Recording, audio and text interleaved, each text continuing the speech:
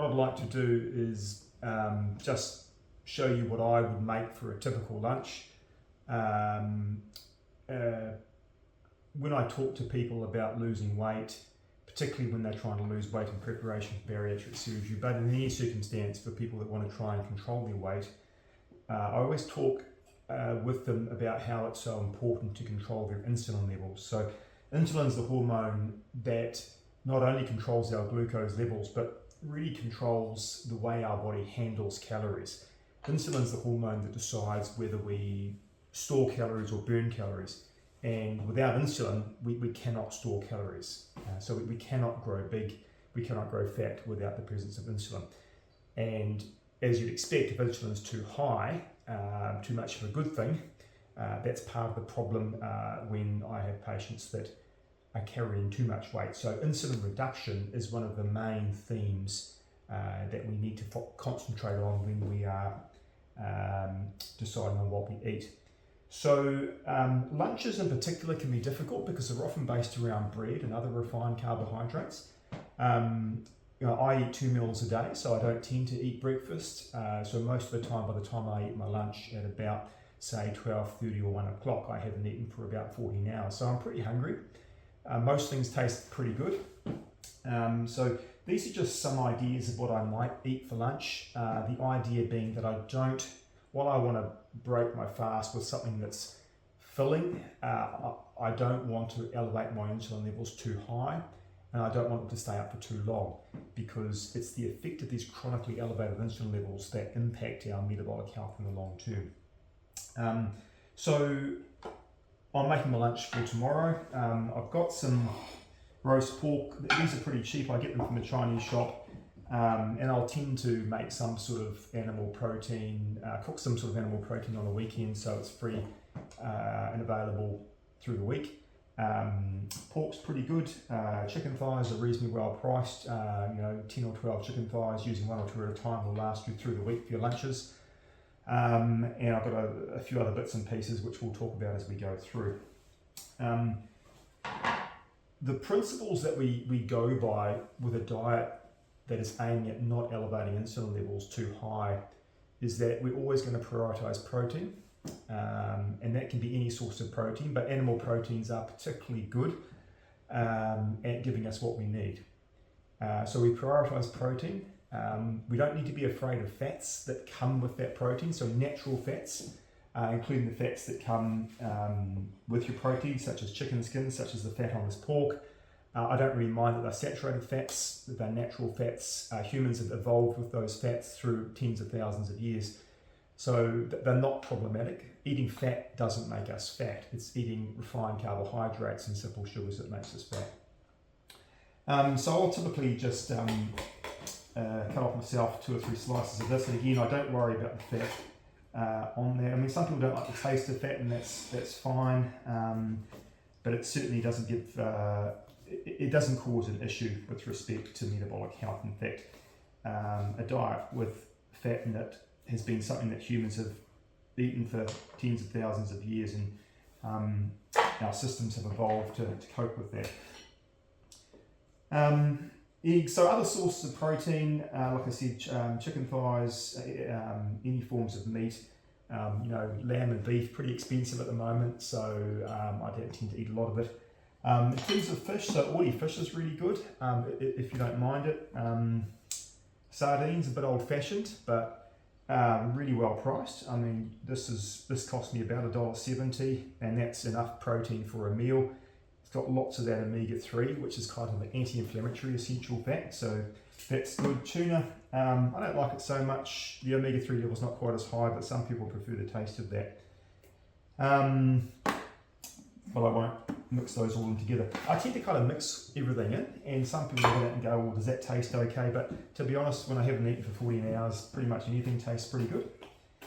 I'm going to have lots of vegetable matter in as well, again mixed in. These sweet chilies you get from the Asian shop, they're really well priced and really nice, and you can kind of get them all year round, even when capsicums kind of out of season, so they're quite good as well. So this for me is a salad, so really there's not a lot of lettuce or tomato. I will chuck a few tomatoes in. I've just got some cherry tomatoes, so I'll put 4 of those in. The other thing I'll often do is boil up some eggs at the start of the week, and I'll often just put 1 in, but I might put a couple in for tomorrow because it's going to be quite a busy day. What else? So it's good to get a good range of vegetables in. The radishes are nice, not overly strong tasting. They're in season at the moment, so I'll just cut up one of those. Now, oh yeah, so dairy is interesting.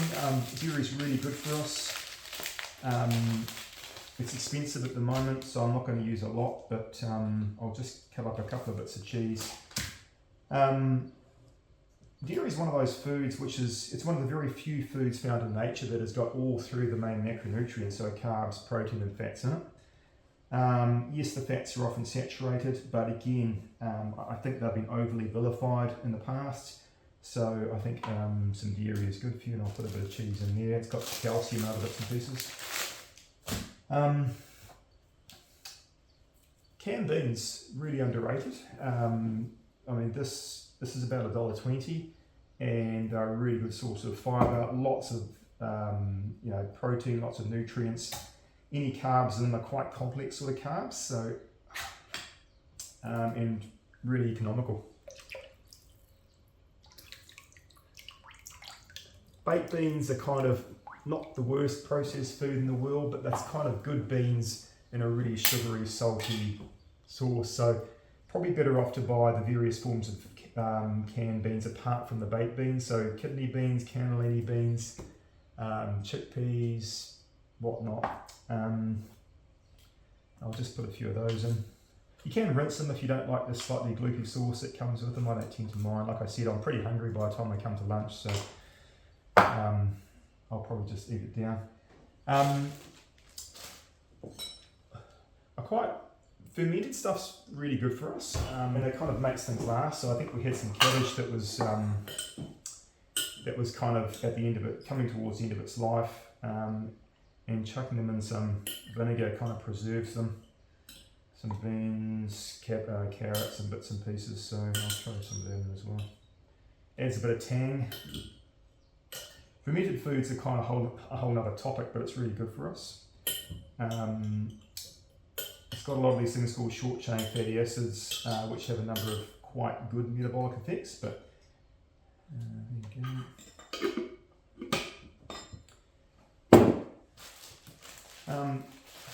Like I said, I don't really mind mixing things in. Some people might be a bit less keen.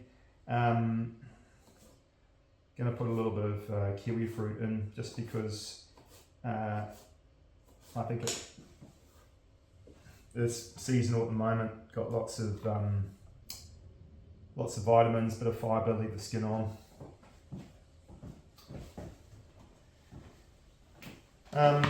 In terms of carbs, so you notice that apart from the carbohydrates that come with vegetables, and vegetables do have carbohydrates in them, we don't really think of them as carbohydrates because they're kind of bound up in fibre. So they don't act like other carbs. They don't act like rice or pasta or potatoes or bread.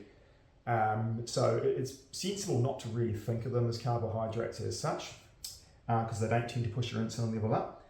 Remember, what we're trying to avoid is those refined carbohydrates. So we don't want to have a lot of things like refined flour, bread, pita bread, wraps, pasta, potato, that sort of thing. A little bit's okay, but you just don't want too much of that in, because that's what's going to push your insulin level up, and we have foods like that all the time. It'll just stop our insulin levels from coming down. The key to getting control of your metabolism and getting control of your weight is to constantly be trying to push that insulin level down.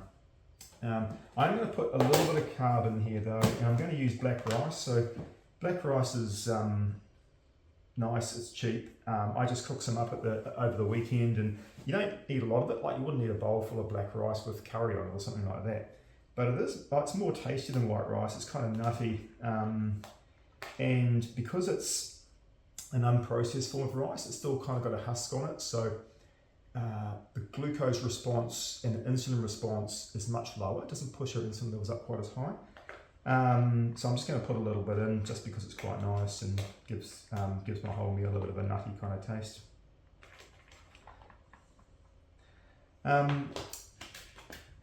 The other thing I quite like, and I guess that's a bit of a treat in some ways, is edamame beans. These are usually in the freezer section at the supermarket, and you can cook them lots of ways. You can actually roast them with salt. I just tend to boil them. They're immature soybeans, so they're a good source of protein.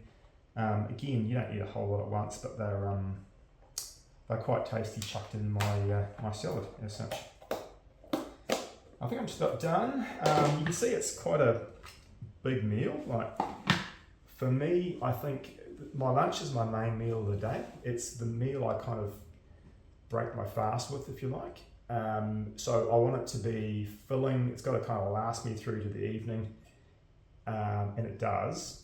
But I also want something that isn't going to really spike up those insulin levels. So you can see, really, it's protein, it's vegetables, it's a little bit of complex carbohydrate. The last thing I'm going to chuck in is just some sprouts, which I do tend to like. You can sprout things in these jars. Takes 4 or 5, 6 days for them to sprout. Things like blue peas and chickpeas and so forth. I'm just going to put a little bit of that in, and some chickpeas. You could chuck in some almonds. If you chuck in a few cashew nuts, you could put in some sunflower seeds. Just anything of that nature. Some of those nuts and seeds with the good omega-3 and omega-6 essential oils in. Yeah, and that's probably going to do me. So, do you need to put anything on that? A little bit of, if you wanted some extra taste, a bit of salt and pepper. Actually, I might do that.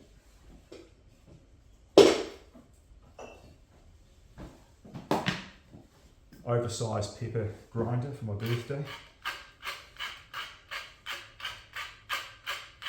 Everyone loves an oversized pepper grinder. And that's going to do me. So that's lunch. I'll put that in the fridge. I'll pick it up tomorrow. I'll have that around about 12:30 or 1 o'clock. And there's lots of variations on a theme, but for me that's a salad. So a salad is not just lettuce and tomatoes. So when I talk to you in clinic about a salad, this is kind of what I mean. You don't have to have it all together. You can have various components of it. You can make it culturally appropriate to the sorts of foods you're used to eating. But the key really, as I said, and to always remember, prioritise protein. Don't be afraid of the natural fats that come with that protein, but control carbohydrates, particularly the refined carbohydrates and sugar. I'm not a fan of zero carb. That's kind of like an Atkins or a keto diet.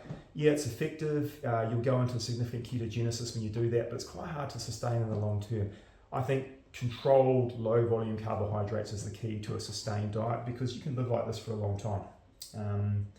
So I will try and make a couple more lunches with different combinations of things.